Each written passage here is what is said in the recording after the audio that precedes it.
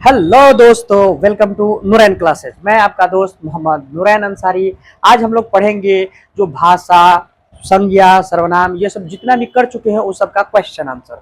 आज हम लोग क्वेश्चन सॉल्यूशन करेंगे। तो सबसे पहला हम लोग देखते हैं भाषा यानी लिपि के बारे में, जो भी क्वेश्चन बोर्ड एग्जाम में पूछा जाता है उसके बारे में देखते हैं हम लोग भाषा का क्वेश्चन सॉल्यूशन। आते हैं हम लोग फर्स्ट क्वेश्चन देखते हैं। सबसे पहला भाषा, भाषा के बारे में हम लोग पढ़े थे। भाषा हम लोग हिंदी भाषा के बारे में थोड़ा बहुत पढ़े थे, हिंदी भाषा के बारे में पढ़े थे, हिंदी के उसके बाद लिपि के बारे में पढ़े थे। भाषा किसे कहते हैं तो आपको पता ही होगा कि किसी विचार और भाव को प्रकट करने के लिए जो माध्यम होता है उसे भाषा कहते हैं। और जिस चित्र में, जिस भाषा में जो चित्र होता है उसे हम लोग क्या कहेंगे, जो लिपि होता है, सिंबल होता है, उसे लिपि कहते हैं। ठीक है, आइए फर्स्ट क्वेश्चन देखते हैं। कौन सा लिपि दाईं से बाईं ओर लिखी जाती है? कौन सा ऐसा लिपि है जो दाईं से बाईं ओर लिखी जाती है? तो फारसी लिपि। कौन सा लिपि? फारसी। कौन सा लिपि लिखी जाती है? फारसी लिपि। अब लोग याद रहना चाहिए, दाईं से बाईं ओर लिखी जाने वाली लिपि कौन सा है? फारसी। अब देखते हैं second number question. Second number question में क्या है? देवनागरी लिपि क्या है? सबसे पहले देवनागरी लिपि क्या है? तो यह है अक्षरात्मक लिपि। इसमें अक्षर होता है। अक्षरात्मक, अक्षरात्मक लिपि। कैसा लिपि है? अक्षरात्मक लिपि। बहुत ज्यादा पूछा जाता है कि देवनागरी कैसा लिपि है, तो अक्षरात्मक लिपि है। आइए हम सेकंड थर्ड देखते हैं। रोमन लिपि क्या है? कैसा लिपि है, क्या है? तो यह है वर्णात्मक, वर्णात्मक लिपि। कौन कैसा लिपि है? वर्णात्मक लिपि। Got it my point. सबसे पहला कौन सा ऐसा लिपि है जो दाएं से बाएं ओर लिखी जाती है? तो फारसी लिपि। देवनागरी लिपि क्या है? तो अक्षरात्मक लिपि है। उसके बाद रोमन लिपि क्या है? तो वर्णात्मक लिपि है। अब आते हैं फोर्थ नंबर क्वेश्चन। भारत का प्राचीन लिपि क्या? सबसे पुरानी, आपको बताया है सबसे पुरानी लिपि है ब्राह्मी लिपि। कौन सा लिपि है? ब्राह्मी लिपि। ब्राह्मी, ब्राह्मी लिपि। कौन सा लिपि है जो सबसे पुरानी है? ब्राह्मी लिपि। ब्राह्मी लिपि। आते हैं हम लोग फिर से देखते हैं 5 नंबर क्वेश्चन। हिंदी, संस्कृत, मराठी, गुजराती तथा नेपाली भाषाओं की लिपि बताना है। नेपाली भाषा के सब का लिपि क्या है? देवनागरी। कैसा लिपि है? देवनागरी। कैसा लिपि है? देवनागरी लिपि है। देवनागरी लिपि। लिपि का नाम क्या है? इस सब लिपि का नाम देवनागरी है। आइए, देवनागरी लिपि का विकास किस लिपि से हुआ है? तो देवनागरी का विकास ब्राह्मी लिपि से हुआ है। किस लिपि से हुआ है? ब्राह्मी, ब्राह्मी लिपि से हुआ। कौन सा लिपि से हुआ है? ब्राह्मी लिपि से हुआ है। आते अब देखते हैं अगला। उर्दू भाषा की लिपि क्या है? उर्दू भाषा की लिपि पता ही होगा आपको, फारसी। उर्दू भाषा की लिपि क्या है? फारसी। हिंदी भाषा की लिपि, हिंदी भाषा की लिपि क्या है? देवनागरी, देवनागरी। अंग्रेजी भाषा की लिपि क्या है? तो अंग्रेजी भाषा की लिपि है रोमन। क्या है? रोमन। अंग्रेजी भाषा की लिपि कौन सा है? रोमन। पंजाबी भाषा की लिपि क्या है? गुरुमुखी, गुरुमुखी, गुरुमुखी लिपि। पंजाबी भाषा की लिपि क्या है? गुरुमुखी लिपि। आते हैं फिर से सबसे देखते हैं। कौन सा लिपि दाई से बाईं ओर लिखी जाती है? फारसी। देवनागरी लिपि कैसा लिपि है? अक्षरात्मक। रोमन कैसा लिपि है? वर्णात्मक। भारत का प्राचीनतम लिपि कौन है? ब्राह्मी लिपि। हिंदी, संस्कृत, मराठी, गुजराती तथा नेपाली लिपि कौन सा लिपि है? तो सब है देवनागरी। और देवनागरी लिपि का विकास किस लिपि से हुआ है? ब्राह्मी लिपि से हुआ है। किस लिपि से हुआ है? ब्राह्मी लिपि से। उर्दू भाषा की लिपि कौन सा लिपि है? फारसी। अंग्रेजी भाषा की लिपि कौन सा लिपि है? रोमन। हिंदी भाषा की लिपि देवनागरी। और पंजाबी भाषा की लिपि क्या है? गुरुमुखी। आई होप कि आप लोगों को पूरा लिपि समझ में आ गया होगा, पूरी तरह से बढ़िया से समझ में आ गया होगा लिपि। और यहाँ से आपको बोर्ड एग्जाम में 1 मार्क्स तो पक्का मिलना ही है, चाहे आप 10th में हो या 12th में हो। तो ये लिपि से 1 नंबर फिक्स हो गया हम लोगों का। अब आते हैं हम लोग लिपि के बाद हम लोग पढ़े थे व्याकरण, उसके बाद पढ़े थे हम लोग लिपि, व्याकरण, उसके बाद हम पढ़े थे वर्ण। अब हम वर्ण को देखेंगे। वर्ण के क्वेश्चन आंसर को देखते हैं। बने रहिए। जब तक वीडियो को लाइक कीजिए, शेयर कीजिए, सब्सक्राइब कीजिए और ज्यादा से ज्यादा शेयर कीजिए ताकि आपका दोस्त भी इससे फायदा उठा पाए। हम लोग भाषा के बारे में देख लिए हैं। अब हम लोग करेंगे वर्ण का क्वेश्चन। ठीक है, वर्ण का क्वेश्चन। वर्ण टोटल कुल कितने वर्ण होते हैं? 52 वर्ण। 26 यदि 52 वर्ण होते हैं। हमारे पास वर्ण को कितने भागों में बांटा जाता है? 2 भागों में, स्वर वर्ण और व्यंजन वर्ण। स्वर वर्ण कितना होता है? स्वर वर्णों की संख्या 11 है, व्यंजन वर्णों की संख्या 33 है। उसमें से 4 संयुक्त वर्ण है, दो हो जाएगा अयोग्य वहाँ, और 2 को द्विगुण होता है। तो हम लोग देखते हैं क्या है, पूरा पढ़ चुके हैं हम लोग, और आज सिर्फ क्वेश्चन आंसर करते हैं। ढ ढ कौन सा व्यंजन है? ढ कौन सा व्यंजन है? तो ढ द्विगुण है। ढ और ढ और ढ क्या है? द्विगुण। द्विगुण कैसा है? द्विगुण। द्विगुण आते हम आगे, द्विगुण है। औ वर्ण किस स्वर का उदाहरण है? औ। ए ऐ ओ औ सब किसका? औ तक के किसका उदाहरण है? औ वर्ण किस स्वर का उदाहरण है? तो दीर्घ स्वर वर्ण, दीर्घ स्वर वर्ण का उदाहरण है। य झ स द में से ऊष्म व्यंजन, ऊष्म व्यंजन पहचानना है। ऊष्म व्यंजन क्या? अंतस्थ क्या होता है? य र ल व, और ऊष्म क्या होता है? 3 गो स और 1 ह। तो इसमें ये ऊष्म में देखते हैं, इसमें ऊष्म में क्या है? य नहीं हो सकता, ये 3 गो स और 1 ह, ये स है, स। तो इसमें क्या हो जाएगा? ऊष्म क्या हो जाएगा इसमें का? स। आते हैं झ, क्या हमारे पास दिया है? घ झ ट म में से अघोष। अघोष का मतलब क्या होता है? घोष का मतलब क्या होता है? कि गला में वाइब्रेट करे, कंपन हो, उसे घोष कहते हैं, और जो जिसमें कंपन नहीं होता उसे अघोष कहते हैं। तो बोल के चेक करेंगे। घ घ कंपन हो रहा है तो नहीं हो सकता, ये नहीं होगा। झ में भी कंपन हो रहा, ये नहीं होगा। ट को हम सिंपली बोल पा रहे हैं। म में भी कंपन हो रहा है, तो इसमें क्या हो जाएगा? अघोष क्या हो जाएगा? ट। तो हम लोग आगे बढ़ते हैं। स्वर वर्णों की कितनी संख्या है? स्वर वर्णों की कुल संख्या पूछ रहा है, तो स्वर वर्णों की कुल कितनी संख्या है? 11। स्वर वर्णों की कुल कितनी संख्या है? 11। क झ ट में कौन सा घोष है? आइए, वो घोष पूछ दिया। घोष मतलब क्या होता है? घोष मतलब क्या होता है? जिसमें वाइब्रेट करे। तो हम बोल के चेक करेंगे। क में कोई वाइब्रेशन नहीं है।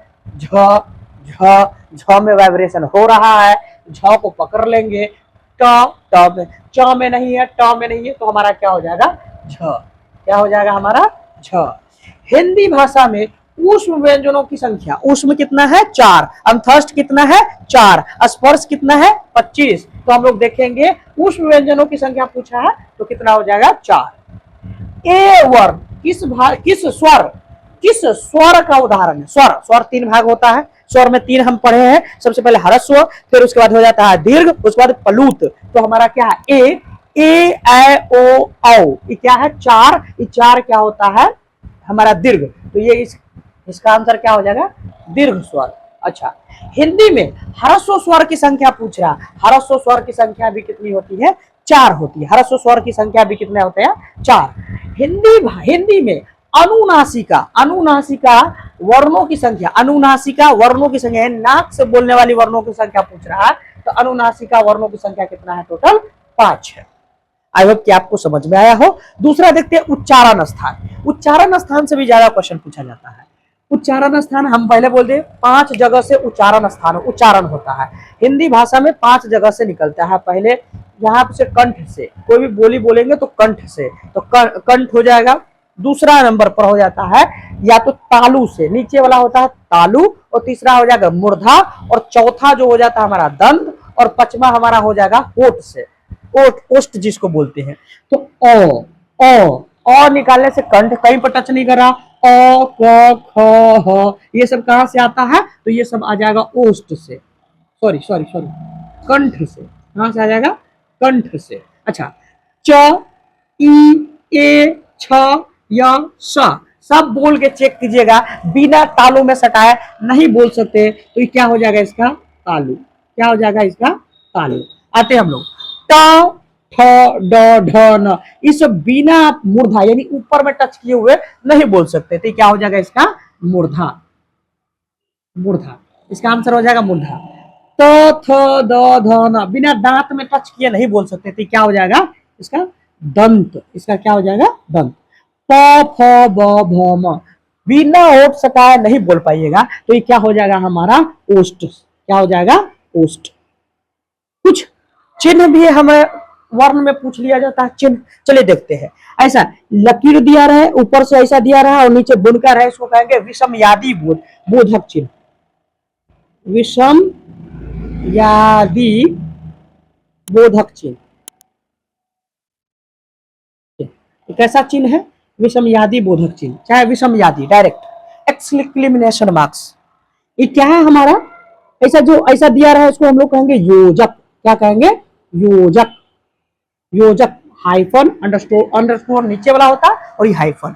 इस जो दिया हुआ है इसको हम लोग कॉमा कहते हैं इंग्लिश में, लेकिन हिंदी में क्या कहेंगे? अल्प विराम। क्या कहेंगे? अल्प विराम। ये अल्प विराम है, यहाँ पर थोड़ा देर रुकिए। अच्छा, ये दिया हुआ है इसको क्या कहेंगे इंग्लिश में? Question mark. क्या कहेंगे? Question mark. लेकिन हिंदी में क्या कहेंगे? हिंदी में कहेंगे हम प्रश्नवाचक चिन्ह। प्रश्नवाचक चिन्ह। ऐसा चिन्ह कहेंगे प्रश्नवाचक चिन्ह। अच्छा, इसे हम हिंदी में क्या कहेंगे? लास्ट में, हर एक लास्ट में लगा हुआ, ऐसे हर एक लास्ट में को हम लगा देते हैं, यानी यहाँ पर कुछ ना कुछ देर रुकिए, यह पूर्ण विराम। क्या हो जाएगा? पूर्ण विराम। तो आई होप कि आप लोगों को चिन्ह भी याद हो गया है। इसे विषमयादि बोधक चिन्ह, योजक चिन्ह, अल्प विराम, प्रश्नवाचक चिन्ह, उसके बाद हम लोग क्या करेंगे? पूर्ण विराम। आई होप कि पूरा समझ में आ गया होगा। हो गया, हम लोग सीख लिए। बस अब एक टॉपिक और रह गया जिसका नाम है अल्प प्राण और महाप्राण। अल्प प्राण मतलब क्या होता है? अल्प प्राण, अल्प प्राण मतलब क्या होता है? जिसमें मुंह से कम हवा निकले। अल्प मतलब होता है थोड़ा, यानी कम हवा निकले। और क्या होता है? महाप्राण। महाप्राण जिसमें से क्या होता है? मुंह से ज्यादा हवा निकले। जैसे आप बोलिएगा क में बहुत कम हवा निकलेगा। जैसे ही आप बोलिएगा ख से मुंह से हवा बहुत ज्यादा निकलता है, तो उसमें लिखेंगे ख। जैसे ही आप बोलिएगा ग में हवा कम निकलती है, वैसे ही बोलिएगा घ बोलिएगा तो ज्यादा हवा निकलेगा। तो जो कम हवा निकलता है उसे अल्प प्राण, और जिसमें ज्यादा हवा निकलता है मुंह से, उसे हम महाप्राण कहते हैं। तो वर्ण का जितना भी हो सकता है संभावित क्वेश्चन सभी को हम लोग डिस्कस कर लिए हैं। अब हम आते हैं शब्द में। अब आगे बढ़ के हम आते हैं शब्द में। सबसे पहले भाषा में लिपि पढ़ लिए है, वर्ण पढ़ लिया। अब हम लोग देखेंगे शब्द की कुछ क्वेश्चंस जो बहुत इंपॉर्टेंट है बोर्ड एग्जाम के पॉइंट ऑफ व्यू से। देखते हैं हम लोग शब्द का। सबसे पहले ध्वनियों के, ध्वनि यानी वर्ण होता है, ध्वनियों के मेल से बने सार्थक वर्णों के समुदाय। सार्थक वर्णों के समुदाय को क्या कहा जाता है? शब्द कहा जाता है। क्या कहा जाता है? शब्द कहा जाता है। सार्थक मेल से बने समुदाय को क्या कहा जाता है? शब्द। अब आते हैं वाक्य से अलग होने वाले वाक्य से अलग होने वाले शब्दों को क्या कहते हैं? तो वाक्य में जो जुड़ जाता है वो शब्द पद कहलाता है, और हट जाएगा तो शब्द हो जाएगा। वाक्य में जुड़ेगा तो उसका एक ही मतलब होगा, और शब्द क्या होता है? एनाकार्थी होता है, यानी अनेक अर्थ होगा। तो वाक्य से अलग हो रहा है तो अलग होगा तो शब्द, और जुड़ेगा तो पद। तो अलग हो रहा है तो क्या हो जाएगा? ये शब्द। आइए, उत्पत्ति के आधार पर शब्द को कितने प्रकार से बांटा गया है? कितने प्रकार के, कितना भेद है? उत्पत्ति के आधार पर शब्द के 4 भेद होते हैं। रचना के आधार पर, रचना या बनावट के आधार पर शब्द के 3 भेद होते हैं। कौन कौन होता है उत्पत्ति के आधार पर? तत्सम, तद्भव, देशज, विदेशज पढ़े हैं। रचना के आधार पर रूढ़ शब्द, यौगिक शब्द, योग रूढ़ शब्द आते हैं, हम लोग देखते हैं क्या कह रहा। निम्नलिखित शब्दों में से उत्पत्ति के आधार पर यानी 4 प्रकार से तत्सम, तद्भव, देशज, विदेशज के आधार पर बताए कि कौन सा शब्द है। बताना हमको। ज्येष्ठ, ज्येष्ठ कौन सा शब्द हो जाएगा? तत्सम। जो विचित्र लगे, अपना मन से देखने में ही विचित्र लगे, उसको देखेंगे तो संस्कृत का कौन बोल रहा है कि संस्कृत है। अश्व, अश्व भी क्या है? वह संस्कृत। तत्सम, संस्कृत वाला शब्द क्या हो जाएगा? तत्सम। संस्कृत से बदला हुआ शब्द तद्भव। अपना देश में बना शब्द देशज। अब बाहर से आया शब्द विदेशज। आइए, कैंची, कैंची बाहर से आया हुआ है तो क्या हो जाएगा? विदेशज। विदेशज। आते हैं हम लोग शत। शत मतलब होता है, शत मतलब होता है 100। शत का अर्थ क्या होता है? 100। 100 को हम लोग कहते हैं शत। तो संस्कृत में शत कहते हैं। संस्कृत में 100 को क्या कहेंगे? शत। तो संस्कृत वाला वर्ड है ये, तो जाएगा तत्सम। क्या हो जाएगा? तत्सम। मौसम, मौसम भी बाहर से आया हुआ शब्द है तो क्या हो जाएगा? विदेशज। विदेशज, बाहर से आया शब्द विदेशज। आइए, फाल्गुन, फाल्गुन भी संस्कृत वाला शब्द है तो क्या हो जाएगा? तत्सम। तत्सम। रात्रि, अजी रात्रि, रात्रि भी क्या है? संस्कृत शब्द, रात होता है तो रात्रि भी तो क्या हो जाएगा? तत्सम। आंसू, आंसू, आंसू है ना, ये हमारा देश का शब्द भी नहीं, संस्कृत से बदला हुआ शब्द है। इसको हम लोग कहेंगे तद्भव। तद्भव संस्कृत से बदला हुआ शब्द है, तद्भव। आदमी, आदमी, औरत, ये सब क्या है, विदेश से आया, विदेशज, विदेशज। और लालटेन, जो कि कमेंट में बोले थे बताने के लिए, लालटेन अपना देश का शब्द है, तो क्या हो जाएगा, देशज। क्या हो जाएगा, देशज। आई होप कि सब समझ में आएगा। कुछ कुछ अन्य टाइप्स अब देखते हैं हम लोग। अर्थ के आधार पर शब्द के कुल कितने भेद है, दो भेद है। अर्थ के आधार पर शब्द के कुल कितने प्रकार है, दो प्रकार है। अर्थ के आधार पर शब्द के दो प्रकार है। रूपांतरण के आधार पर भी शब्द के कितने प्रकार है, दो प्रकार पढ़े थे, विकारी, अविकारी। अर्थ के आधार पर सबसे पहले पढ़े थे हम लोग, अर्थ के आधार पर सार्थक अर्थ और निरर्थक अर्थ, ये अर्थ के आधार पर। पगड़ी, पगड़ी कैसा शब्द है, तो देशज शब्द है, देशज, देशज है, देशज। लोटा कैसा शब्द है, तो देशज शब्द है, देशज है। ये सब हम लोग पढ़ लिए। कह रहा है कि अगर हमसे पूछ रहे रूढ़ शब्द किसको कहते हैं, तो जिसको खंडित नहीं किया जा सकता, खंडित करने पर उसका हम कहते हैं ना, जो अर्थ नहीं निकलता उसको हम लोग रूढ़ शब्द कहते हैं, और जिसको खंडित करने पर अर्थ निकले उसको यौगिक शब्द कहते हैं। और जिसका विशेष अर्थ हो, जैसा एक वर्ड आएगा उसका विशेष अर्थ होता है, तो उसको हम लोग कहते हैं योग रूढ़ शब्द। जैसे नीलकमल, नीलकंठ, तो क्या हो जाएगा, भगवान किसके बारे में बात कर रहे हैं, शंकर के बारे में। तो आई होप कि आपको शब्द से एक भी नंबर न कटे। आप शब्द के बाद हम लोग आते हैं संज्ञा पर, चलते हैं हम लोग संज्ञा को देखते हैं। तो दोस्तों हम लोग पढ़ चुके हैं, शब्द पढ़ लिए, वर्ण पढ़ लिए और लिपि पढ़ लिया। अब हम लोग संज्ञा पढ़ेंगे। संज्ञा किसको कहते हैं, आप लोगों को पता ही होगा, आइए शॉर्ट में समझते हैं। संज्ञा किसे कहा जाता है, संज्ञा नाम को कहा जाता है। किसी के नाम को क्या कहेंगे हम लोग, संज्ञा कहेंगे। किसी के नाम को हम लोग क्या कहेंगे, संज्ञा। संज्ञा के कितने भेद होते हैं, कुछ 5 भेद होते हैं।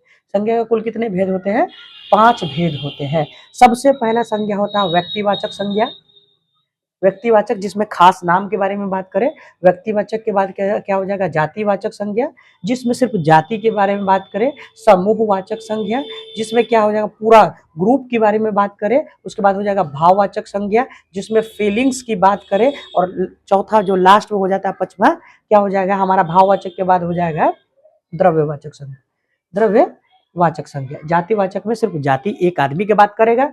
जातिवाचक सॉरी व्यक्तिवाचक में एक व्यक्ति की बात करेगा, सीधा उसी पर खास चीज पर जाएगा। और जाति में पूरा जाति के बारे में। समूह में क्या हो जाएगा, ग्रुप के बारे में बात करें। भाव में फीलिंग्स के बारे में। द्रव्य में कोई वस्तु के बारे में जिसमें नापा तौला जाता है। आइए हम लोग बात करते हैं कलम।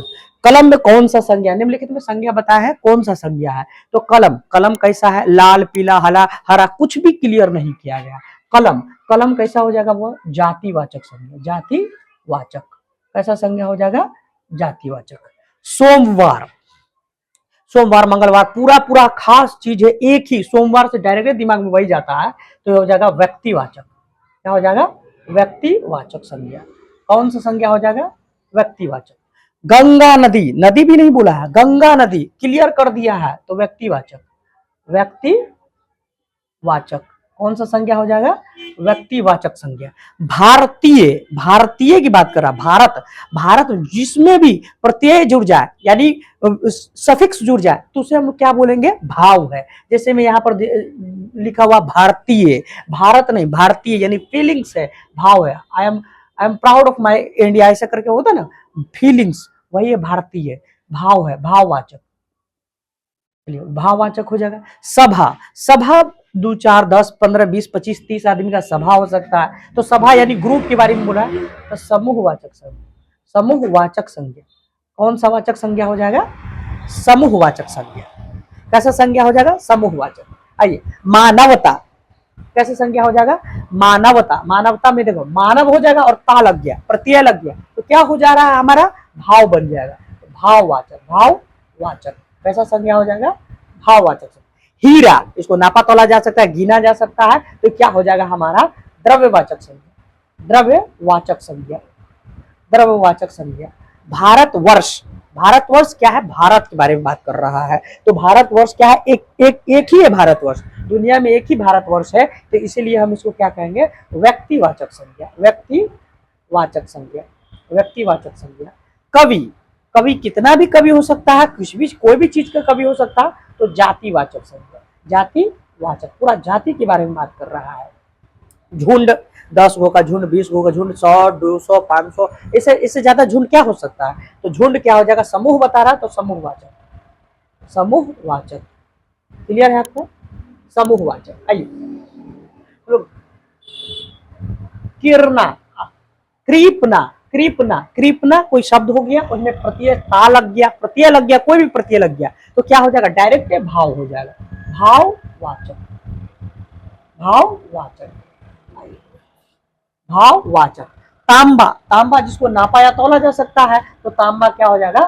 द्रववाचक, द्रववाचक, द्रववाचक। अच्छा, राज्यपाल, राज्यपाल क्या हो जाएगा? एक राज्यपाल नहीं है, राज्यपाल क्या है? जाति है, बहुत ज्यादा राज्यपाल, सब देश में होता है राज्यपाल, गवर्नर, तो क्या हो जाएगा? जातिवाचक, जाति के बारे में, जातिवाचक, गवर्नर क्या हो जाएगा? जातिवाचक। सूरदास, एक ही आदमी के बारे में बोल रहा है, सूरदास, सूरदास यानी क्या है? वो कवि है, कवि है, इसको सूरदास कहा गया है। ठीक है, तो सूरदास क्या हो जाएगा? अकेला उसी व्यक्ति के बारे में बात कर रहा है, तो हमारा क्या हो जाएगा? व्यक्तिवाचक, व्यक्तिवाचक, क्या हो जाएगा? व्यक्तिवाचक। दया, दया क्या भाव है? क्या हो जाएगा? भाववाचक, क्या हो जाएगा? भाववाचक। अच्छा, भीड़, फिर से वही आ गया, भीड़ यानी क्या हो जाएगा? ये भीड़ हमारा झुंड है, ग्रुप बता रहा है, तो क्या हो जाएगा? भीड़ हमारा, हमारा हो जाएगा समूहवाचक, समूहवाचक। दीपावली, चाहे दिवाली, पर्व नहीं पूछा है, एक खास सीधा बताया है दीपावली, तो दीपावली क्या हो जाएगा? दिवाली क्या हो जाएगा? अभी आने वाला है, आज धनतेरस है, आने वाला है दीपावली, दीपावली, तो दिवाली को क्या कहेंगे हम लोग? हम लोग कहेंगे व्यक्तिवाचक, व्यक्तिवाचक। तीसरा क्या? संसार, संसार, पूरा दुनिया में एक ही संसार है, इसी संसार में हम लोग को रहना है, तो संसार भी क्या हो जाएगा? व्यक्तिवाचक, व्यक्तिवाचक। और तीसरा जो है रक्षाबंधन, वो भी पर्व है, नाम भी क्लियर कर दिया है, रक्षाबंधन भाई बहन का त्योहार है, तो हम लोग क्या कहेंगे? व्यक्तिवाचक। कैसे संज्ञा है? व्यक्तिवाचक। आई होप आप लोगों को पूरा पूरा संज्ञा समझ में आ गया होगा, पूरा पूरा क्वेश्चन आंसर हो जाएगा आपका संज्ञा का।